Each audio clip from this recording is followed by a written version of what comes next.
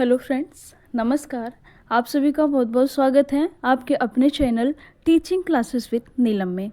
Friends, आज हम देखेंगे यूजीसी नेट प्रथम प्रश्न पत्र से संबंधित एक इम्पॉर्टेंट टॉपिक जो हर वर्ष क्वेश्चन में पूछा जाता है। फ्रेंड्स, इसके पहले हम ये देखते हैं एक इम्पॉर्टेंट कोट से, जो अपने कदमों की काबिलियत पर विश्वास रखते हैं वो ही अक्सर मंजिल पर पहुंचते हैं। कहते हैं ना कि जो अपने कदमों की काबिलियत पर विश्वास रखते हैं वो अक्सर मंजिल पर पहुंचते हैं। कहा जाता है ना कि सोचने से कहाँ मिलते हैं तमन्नाओं के शहर, सोचने से कहाँ मिलते हैं तमन्नाओं के शहर, मंजिल को पाने के लिए चलना भी ज़रूरी है। फ्रेंड्स, हम अपने टॉपिक पर आते हैं। आज का हमारा टॉपिक है 5 year plans and their duration. और जो यहाँ पे बताया गया है, सबसे पहला जो है 5 ईयर प्लान्स, इसकी ड्यूरेशन क्या है, यहाँ पे इसकी डेट बताई गई है और ये लागू कब से हो, इसका निर्माण कब से होता है, ये बनाई कब गई, इस योजना का मतलब क्या था, इस योजना के माध्यम से देश के नागरिकों को क्या लाभ हो सकता था। इन सारी चीज़ों को ध्यान में रखते हुए योजना आयोग का निर्माण किया गया। पंचवर्षीय योजना देश के लोगों के आर्थिक और सामाजिक विकास के लिए केंद्र सरकार द्वारा हर 5 साल में शुरू की जाने वाली एक योजना है। यह एक केंद्रीकृत और एकीकृत राष्ट्रीय आर्थिक कार्यक्रम होता है।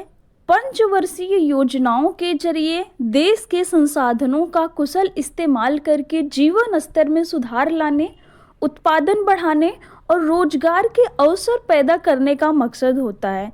फ्रेंड्स, इनसे हमको क्या लाभ होता है, ये एक केंद्रीकृत और एकीकृत राष्ट्रीय आर्थिक कार्यक्रम होता है। पंचवर्षीय योजनाओं के जरिए देश के संसाधनों का कुशल इस्तेमाल करके जीवन स्तर में सुधार लाने, उत्पादन बढ़ाने और रोजगार के अवसर पैदा करने का मकसद होता है। तो इसकी टाइमिंग ड्यूरेशन जो है हम इधर देखते हैं।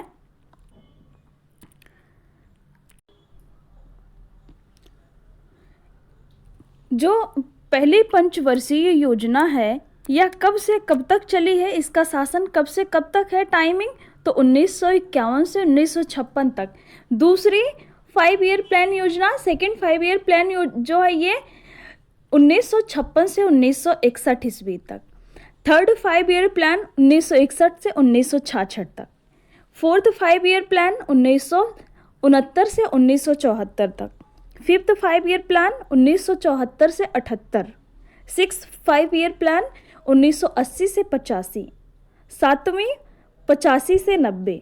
आठवां 92 से 97 और नौवीं 97 से 2002। 10वीं 2002 से 2007 और 11वीं 2007 से 2012 और 12वीं पंचवर्षीय योजना 2012 से 2017 तक चलती है। पंचवर्षीय योजनाओं से जुड़ी कुछ इम्पॉर्टेंट चीज़ें हैं। भारत में पंचवर्षीय योजनाओं की शुरुआत सबसे पहले पंडित जवाहरलाल नेहरू ने 8 दिसंबर 1951 को किया। साल 2014 में नरेंद्र मोदी सरकार ने योजना आयोग को खत्म कर दिया और इसकी जगह नीति आयोग की स्थापना की। पंचवर्षीय योजनाओं को विकसित करने, निष्पादित करने और कार्यान्वित करने का काम योजना आयोग करता था 1951 से 2014, 2015 ईस्वी तक, और नीति आयोग 2015 से 2017 किया। पंचवर्षीय योजनाओं के जरिए कृषि, शिक्षा, रोजगार, पर्यावरण, स्वास्थ्य, शहरी मामलों, उद्योग और ग्रामीण इलाकों में विकास किया जाता है। हम नेक्स्ट देखते हैं भारतीय अर्थव्यवस्था का मॉडल। भारतीय अर्थव्यवस्था का मॉडल 1951 से 2017 तक की पंचवर्षीय योजनाओं पर आधारित नियोजन की अवधारणा पर आधारित था। पंचवर्षीय योजनाओं को योजना आयोग नामक निकाय द्वारा तैयार, कार्यान्वित और विनियमित किया गया था। 2015 में योजना आयोग की जगह नीति आयोग नामक थिंक टैंक ने ले ली।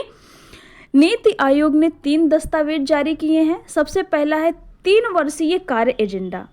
दूसरा 7 वर्षीय मध्यम अवधि रणनीति पत्र और 15 वर्षीय विजन दस्तावेज। क्या है इसके? तो पहला है 3 वर्षीय कार्य एजेंडा, 7 वर्षीय मध्यम अवधि रणनीति पत्र और 15 वर्षीय विजन दस्तावेज। भारत की पंचवर्षीय योजनाओं में ऐतिहासिक रूप से शिक्षा के लिए विभिन्न प्रावधान शामिल किए गए हैं, जिनका उद्देश्य पहुंच, गुणवत्ता और बुनियादी ढांचे में सुधार करना है। प्रथम पंचवर्षीय योजना हम देखते हैं, इसका टाइम रहा है 1951 से 1956 ईस्वी तक। प्रथम शिक्षा के विस्तार पर ध्यान केंद्रित किया गया। जो सबसे इसकी पहली बात है, प्राथमिक शिक्षा के विस्तार पर ध्यान केंद्रित किया गया। दूसरा टॉपिक इसमें बताता है कि सामाजिक शिक्षा और वयस्क साक्षरता के लिए योजनाओं की शुरुआत। सामाजिक शिक्षा और वयस्क साक्षरता के लिए योजनाओं की शुरुआत की गई। विश्वविद्यालयों और तकनीकी संस्थानों की स्थापना की गई। सबसे पहला काम क्या किया गया? प्राथमिक शिक्षा के विस्तार पर ध्यान केंद्रित किया गया। सामाजिक शिक्षा और वयस्क साक्षरता के लिए योजनाओं की शुरुआत की गई। विश्वविद्यालयों और तकनीकी संस्थानों की स्थापना की गई। पहली पंचवर्षीय योजना ने भारत में आर्थिक विकास पर जोर दिया। इसे भारत के पहले प्रधानमंत्री जवाहरलाल नेहरू द्वारा भारत की संसद में प्रस्तुत किया गया था। युवा अर्थशास्त्री के.एन. राज ने तर्क दिया कि भारत को पहले 2 दशकों के लिए धीरे से आगे बढ़ना चाहिए। इसने मुख्य रूप से बांधों और सिंचाई में निवेश सहित कृषि क्षेत्र को संबोधित किया।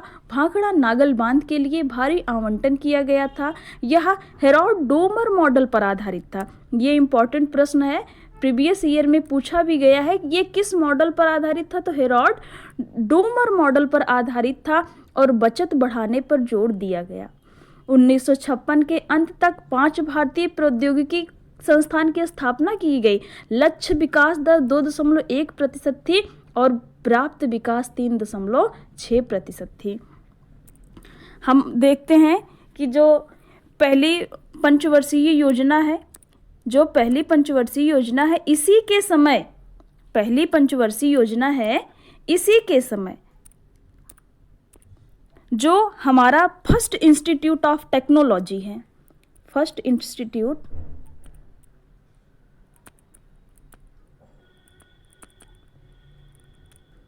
Institute of technology, IIT Kharagpur. क्या? IIT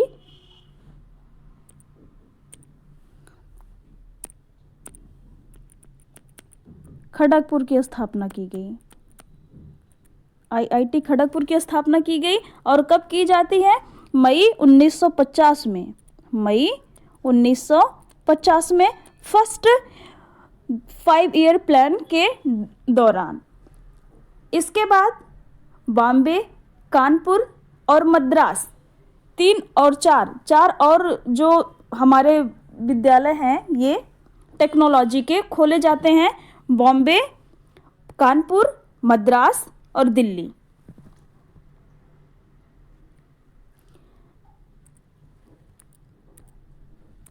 दूसरी पंचवर्षीय योजना के अंदर कौन कौन से आते हैं? दूसरी पंचवर्षीय योजना के अंतर्गत आता है बॉम्बे की स्थापना होती है 1958 में। कानपुर और मद्रास सेम ईयर है, कानपुर, मद्रास, इनकी स्थापना होती है 1959 में। इसके बाद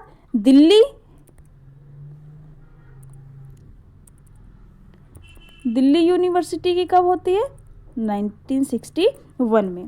तो जो पहली पंचवर्षीय योजना है उसके अंतर्गत पहला IIT खड़गपुर कब खोला गया? मई 1950 में। कहाँ पे? पश्चिम बंगाल में। दूसरी पंचवर्षीय योजना के दौरान कौन कौन से आते हैं? हमारे 4 आते हैं। सबसे पहला बॉम्बे का आता है 1958 में। दूसरा कानपुर और मद्रास, ये दोनों एक ही ईयर में खोले गए हैं 1959 में। और दिल्ली यूनिवर्सिटी का जो है ये 1961 में है।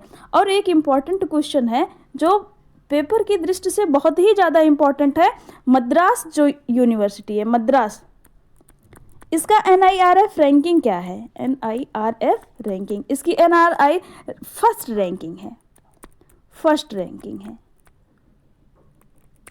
फर्स्ट रैंकिंग है इसकी। तो देखते हैं हम, इसमें बताया क्या गया है दूसरी पंचवर्षीय योजना में, व्यावसायिक और तकनीकी शिक्षा पर जोर दिया गया। दूसरी पंचवर्षीय योजना में व्यावसायिक और तकनीकी शिक्षा पर जोर दिया गया, माध्यमिक शिक्षा का विस्तार हुआ, उच्च शिक्षा संस्थानों को मजबूत किया गया। और ये क्वेश्चन पूछा जाता है कि कौन सी पंचवर्षीय योजना के दौरान सबसे अधिक IITs खोले गए हैं, तो वो सेकेंड 5 ईयर प्लान के दौरान है। कब, इसका टाइम ड्यूरेशन क्या है? 1956 से 1961 ईस्वी। हम आगे देखते हैं, तकनीकी शिक्षा में सुधार के लिए दूसरी पंचवर्षीय योजना के दौरान भारत की पहल है मद्रास में IIT की स्थापना, मौजूदा तकनीकी संस्थानों के सुधार के लिए योजनाएं, देश के चुनिंदा तकनीकी संस्थानों में उत्कृष्ट छात्रों के लिए वजीफा आधारित प्रशिक्षण कार्यक्रम, मुद्रण के लिए एक केंद्रीय संस्थान स्थापित करने की योजना। तो सबसे ज़्यादा IIT कौन सी योजना में स्थापित किए गए हैं? तो सबसे ज़्यादा IITs सेकेंड 5 ईयर प्लान के ड्यूरेशन में स्थापित किए गए हैं। अगला हम देखते हैं तीसरी पंचवर्षीय योजना। तीसरी पंचवर्षीय योजना का समय काल क्या है? 1961 से 1966 ईस्वी। इसमें विज्ञान और प्रौद्योगिकी शिक्षा की शुरुआत हुई, कृषि विश्वविद्यालयों का विकास हुआ, नए माध्यमिक विद्यालयों और कॉलेजों की स्थापना की गई। आगे हम देखते हैं चौथी पंचवर्षीय योजना। चौथी पंचवर्षीय योजना में प्राथमिक शिक्षा के सार्वभौमिकरण पर ध्यान केंद्रित करवाया गया, ड्रॉप आउट दरों को कम करने का प्रयास किया गया, उन्नत अध्ययन के लिए केंद्रों की स्थापना की गई।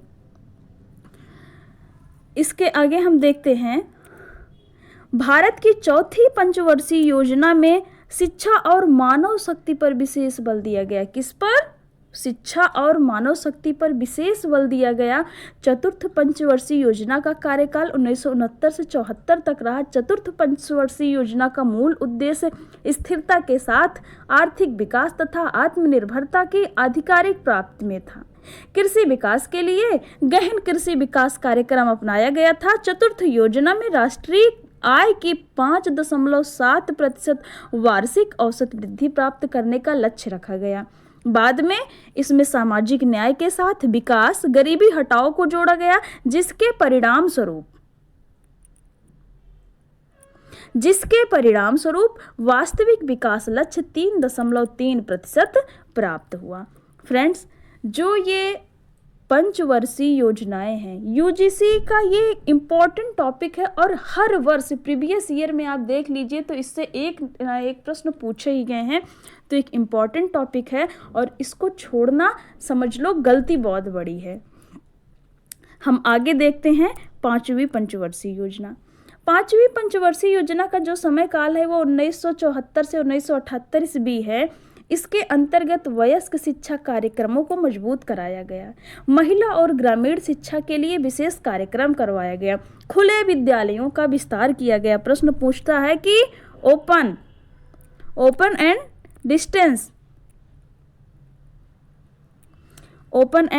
डिस्टेंस जो ये यूनिवर्सिटी है, तो कब इनका विकास होता है सबसे ज़्यादा, कब ये खोली गई हैं? तो ये पांचवी में ही।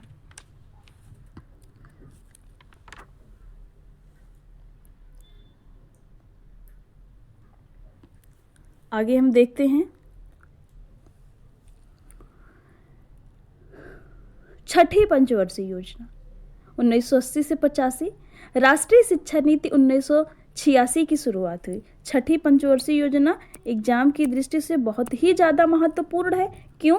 क्योंकि इसमें शिक्षा नीति 1986 की स्टार्टिंग हुई। अनौपचारिक शिक्षा पर जोर दिया गया, शिक्षक शिक्षा कार्यक्रमों में सुधार किया गया।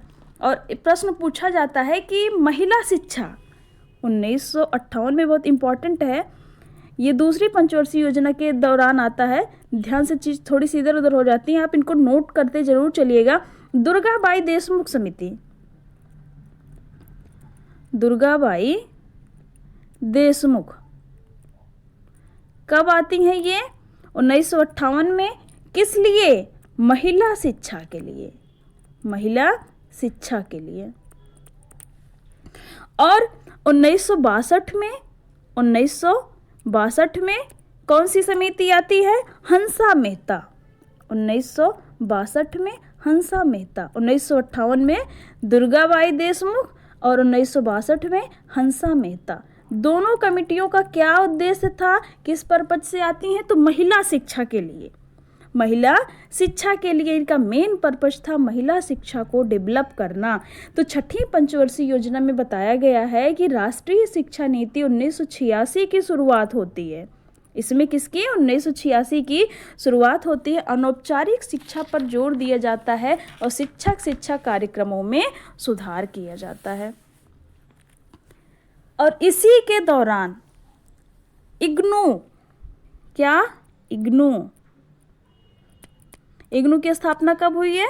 तो 1985 में इग्नू की स्थापना होती है। और पहली open and distance university doctor BR Ambedkar open university खुलती है। क्या? पहली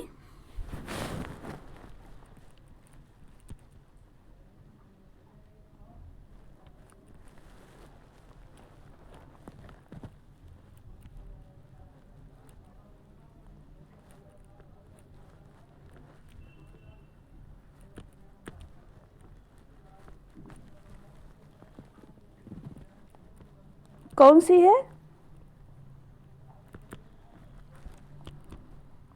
डॉक्टर BR अम्बेडकर।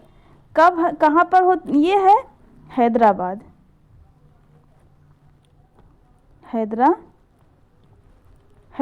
में। कब?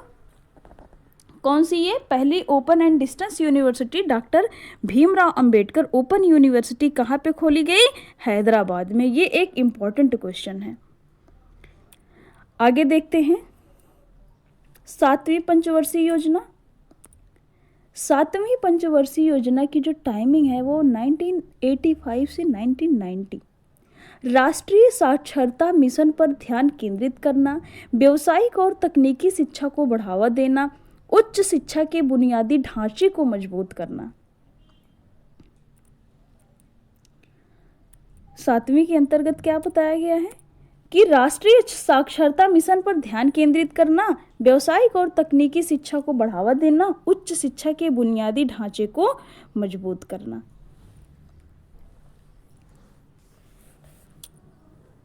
आगे देखते हैं 8वीं पंचवर्षीय योजना। इसमें क्या बताया गया है?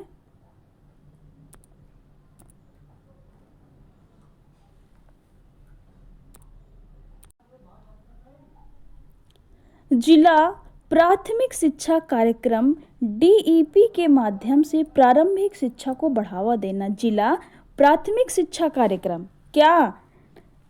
Promotion of elementary education through the district primary education programme DPEP। महिला शिक्षा पर जोर देना, उच्च एवं तकनीकी शिक्षा का विस्तार करना। आगे देखते हैं 9वीं पंचवर्षीय योजना। 9वीं पंचवर्षीय योजना भी एग्जाम की दृष्टि से बहुत ही ज़्यादा महत्वपूर्ण है। इसमें हम देखते हैं सार्वभौमिक प्राथमिक शिक्षा के लिए सर्व शिक्षा अभियान SSA शुरू किया गया। गुणवत्ता सुधार और बुनियादी ढांचे के विकास पर जोर दिया गया। माध्यमिक शिक्षा को मजबूत किया गया। तो सर्व शिक्षा अभियान कब आया है? सर्व शिक्षा अभियान कब आया है?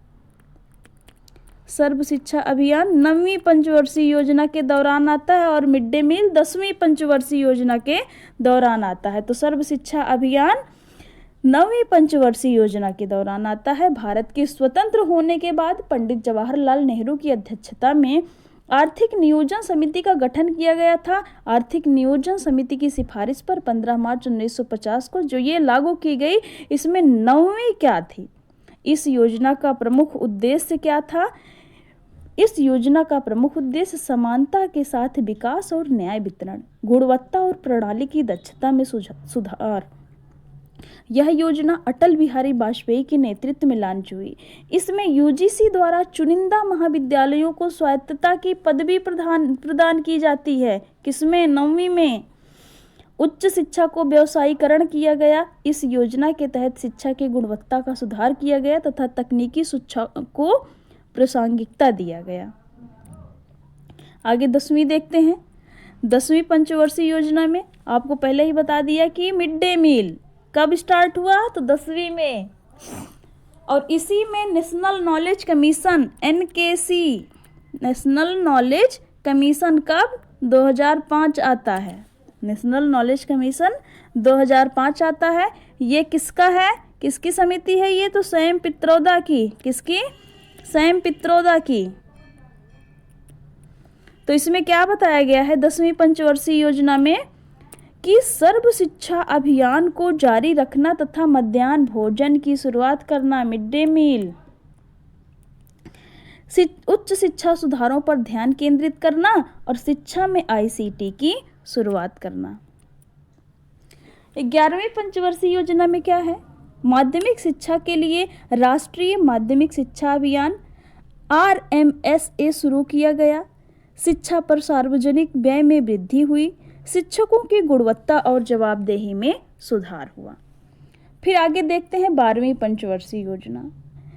इसके अंतर्गत समावेशी शिक्षा और कौशल विकास पर ध्यान केंद्रित करना, व्यावसायिक शिक्षा और प्रशिक्षण को सुदृढ़ बनाना, शिक्षा का अधिकार अधिनियम RTE का क्रियान्वयन। RTE जो है ये कब आता है, तो 12वीं पंचवर्षीय योजना में। फ्रेंड्स, जो ये टॉपिक्स हैं ये एग्ज़ाम की दृष्टि से बहुत ही ज़्यादा इम्पॉर्टेंट हैं जो आपको कवर करवाए गए। और इसके आगे हम इनसे रिलेटेड थोड़ा कुछ इम्पॉर्टेंट जो प्रीवियस ईयर क्वेश्चन है उनको देखते हैं। आते हैं हम। सबसे पहला प्रश्न पूछा जा रहा है कि प्रथम पंचवर्षीय योजना का मुख्य केंद्र बिंदु था। जो प्रथम पंचवर्षीय योजना थी इसका मुख्य केंद्र बिंदु क्या था, इसका सेंटर क्या था, किस पर जोर दिया गया, सामान्य शिक्षा पर कि व्यावसायिक शिक्षा पर कि चिकित्सा शिक्षा पर या शिक्षक शिक्षा पर। तो इसका आंसर क्या है, व्यावसायिक और प्रबंधन शिक्षा पर। इसका ऑप्शन नंबर बी हो जाएगा, व्यावसायिक और प्रबंधन शिक्षा। अगला प्रश्न देखते हैं। इसमें देखो बताया भी गया है कि पहली पंचवर्षीय योजना ने भारत में आर्थिक विकास पर जोर दिया और इसे भारत के पहले प्रधानमंत्री जवाहरलाल नेहरू द्वारा भारत की संसद में प्रस्तुत किया गया था। युवा अर्थशास्त्री KN राज ने तर्क दिया कि भारत को पहले 2 दशकों के लिए धीरे से आगे बढ़ना चाहिए। जो लोग कहते हैं कि पहली पंचवर्षीय योजना में क्या हुआ, तो उनको ये नहीं समझ में आता कि पहली पंचवर्षीय योजना जो 10 स्टार्टिंग की थी, जो 10 वर्ष का टाइम ड्यूरेशन था पंडित जवाहरलाल नेहरू का, उस टाइम उन्होंने 5 IITs खड़े कर दिए। इसने मुख्य रूप से बांधों और सिंचाई में निवेश सहित कृषि क्षेत्र को संबोधित किया। भांगड़ा नागल बांध के लिए भारी आवंटन किया गया और ये किस मॉडल पर आधारित था, तो हेरोड डोमर मॉडल पर। ये इंपॉर्टेंट क्वेश्चन है। और 56 के अंत तक 5 भारतीय प्रौद्योगिक संस्थान स्थापित किए गए। इसका लक्ष्य विकास दर 2.1% था। आगे देखते हैं हम नेक्स्ट क्वेश्चन। क्वेश्चन नंबर 2 क्या पूछ रहा है कि भारत में तकनीकी शिक्षा में सुधार के लिए दूसरी पंचवर्षीय योजना के दौरान क्या पहल की गई थी। गैर निष्पादित इंजीनियरिंग कॉलेजों को बंद करना। अरे भाई कैसे बंद करोगे, दूसरा ही दशक है और खुले ही कितने कॉलेज हैं जो आप बंद कर दोगे, तो ये तो पहले कट गया। मद्रास में IIT की स्थापना जी। मौजूदा तकनीकी संस्थानों में सुधार किया गया। देश के चुनिंदा तकनीकी संस्थानों में उत्कृष्ट छात्रों के लिए वजीफा आधारित प्रशिक्षण कार्यक्रम, ये भी सही है। और मुद्रण प्रौद्योगिकी के लिए एक केंद्रीय संस्थान स्थापित करना, ये भी सही है। तो इसका ऑप्शन नंबर हो जाएगा D, B, C, D, E ये नीचे के सही है, पहला जो है वो ऑप्शन गलत है। अगला प्रश्न हम देखते हैं। इसमें बताया भी गया है कि तकनीकी शिक्षा में सुधार के लिए दूसरी पंचवर्षीय योजना के दौरान भारत की पहल है मद्रास में IITs की स्थापना। मौजूदा तकनीकी संस्थानों के सुधार के लिए योजनाएं। देश को चुनिंदा तकनीकी संस्थानों में उत्कृष्ट छात्रों के लिए वजीफा आधारित प्रशिक्षण कार्यक्रम एवं मुद्रण के लिए एक केंद्रीय संस्थान स्थापित कराने की योजना। अगला प्रश्न देखते हैं। निम्नलिखित में से भारत की किस पंचवर्षीय योजना में शिक्षा और मानव शक्ति पर जोर दिया गया। निम्नलिखित में से किस पंचवर्षीय योजना में मानव शिक्षा और मानव शक्ति पर जोर दिया गया? तो कौन सी है ये? चौथी पंचवर्षीय योजना। इसमें मानव और शिक्षा और मानव शक्ति पर विशेष बल दिया गया था। इसमें कहा भी गया है कि भारत की चौथी पंचवर्षीय योजना में शिक्षा और मानव शक्ति पर विशेष बल दिया गया है। चतुर्थ पंचवर्षीय योजना का कार्यकाल कब से कब है? 1969 से 74 तक। अगला प्रश्न देखते हैं। भारत में 9वीं पंचवर्षीय योजना 1997 से 2002 में उच्च शिक्षा से संबंधित महत्वपूर्ण पहलू निम्नलिखित में से कौन कौन से हैं? पहला है गुणवत्ता और प्रणाली की दक्षता में सुधार करना, और दूसरा क्या है? यूजीसी द्वारा चुनिंदा महाविद्यालयों को स्वायत्तता प्रदान करना। जी, उच्च शिक्षा में शोध को प्रोत्साहन देना, उच्च शिक्षा का व्यवसायीकरण, गुणवत्ता का सुधार और तकनीकी शिक्षा की प्रासंगिकता। गुणवत्ता का सुधार और तकनीकी शिक्षा की प्रासंगिकता, ये कटेगा, ये नहीं है। पहला चारों हो जाएगा, तो इसका ऑप्शन हो जाएगा ए बी सी डी। कहाँ है? ऑप्शन नंबर बी में ए बी सी डी।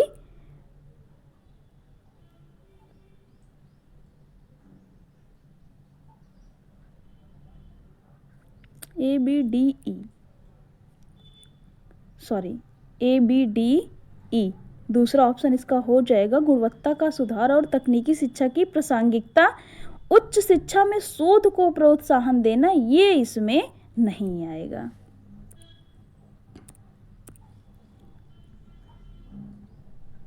तीसरा ऑप्शन नंबर सी, ये इसमें कटेगा, इसका आंसर हो जाएगा ऑप्शन नंबर बी। आगे देखते हैं। भारत के स्वतंत्र होने के बाद पंडित जवाहरलाल नेहरू की अध्यक्षता में इसमें बताया गया इस योजना का प्रमुख उद्देश्य था गुणवत्ता और प्रणाली की दक्षता में सुधार। यह योजना अटल बिहारी वाजपेयी के नेतृत्व में लॉन्च होती है और इसमें यूजीसी द्वारा चुनिंदा विद्यालयों की स्वायत्तता की पदवी प्रदान की गई। इस योजना में क्षेत्रीय संतुलन पर विशेष जोर दिया गया। इसमें उच्च शिक्षा को व्यवसायीकरण किया गया। इस योजना के तहत शिक्षा की गुणवत्ता का सुधार किया गया तथा तकनीकी शिक्षा को प्रासंगिकता दिया गया। आगे हम देखते हैं। उच्च शिक्षा से संबंधित 10वीं पंचवार्षिक योजना के दृष्टिकोण पत्र में निम्नलिखित में से किस पर जोर दिया गया? अंतर्राष्ट्रीयकरण पर, ग्रामीणीकरण पर, सार्वभौमिकरण पर, आईसीटी उन्मुखता पर। तो इसका आंसर क्या हो जाएगा? इसमें किस पर जोर दिया गया था?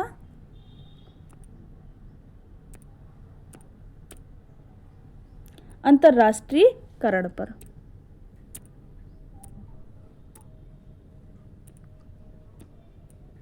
अगला प्रश्न हम देखते हैं।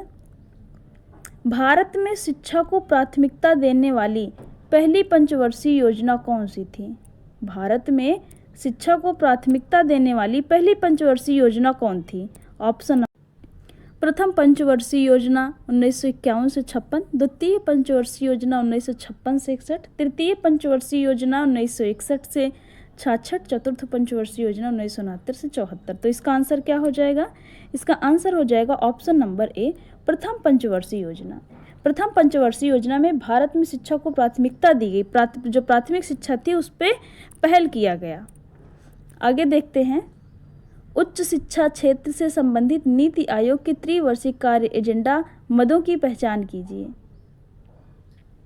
शीर्ष कॉलेजों की स्वायत्तता, विनियामक तंत्र में सुधार, परियोजना और शोधार्थी केंद्र अनुदानों की संख्या की स्थापना। सॉरी, इसका तो जो ऑप्शन है वो ही कटा हुआ है। इसमें आगे हम देखते हैं क्या है। स्वाधीनता के बाद, अच्छा, इसके जो आंसर हैं वो ऑप्शन तो कट गया है इसका, लेकिन इसके कुछ जो टिप्स हैं वो इधर बताए गए हैं। हम यहाँ देखते हैं दृष्टिकोण की क्या है इसमें। स्वाधीनता के बाद हमारे देश में तत्कालिक सोवियत संघ के समाजवादी शासन की संरचना को अपनाया गया, जिसमें योजनाएं बनाकर काम किया जाता था। तो नीति आयोग के दो प्रमुख हब हैं। कौन सा? टीम इंडिया हब, राज्यों और केंद्र के बीच इंटरफेस का काम करता है, और ज्ञान और नवोन्मेष हब नीति आयोग के थिंक टैंक की भांति कार्य करता है। नीति आयोग ने 3 दस्तावेज जारी किए हैं। कौन कौन से? जिसमें त्रिवर्षीय कार्य एजेंडा, 7 वर्षीय मध्यम अवधि की रणनीति, और इसमें और क्या है? विनियामक तंत्र में सुधार, परियोजना और शोधार्थी केंद्रित अनुदानों की पद्धति की स्थापना। तो फ्रेंड्स, हम आज क्लास को यहीं पे एंड करते हैं। आपको ये जानकारी कैसी लगी कमेंट में ज़रूर बताएं। वीडियो को लाइक एवं शेयर करें, चैनल को सब्सक्राइब करें और आप अपना साथ बनाए रखें, आप अपना सपोर्ट करें। जय हिंद, वंदे मातरम।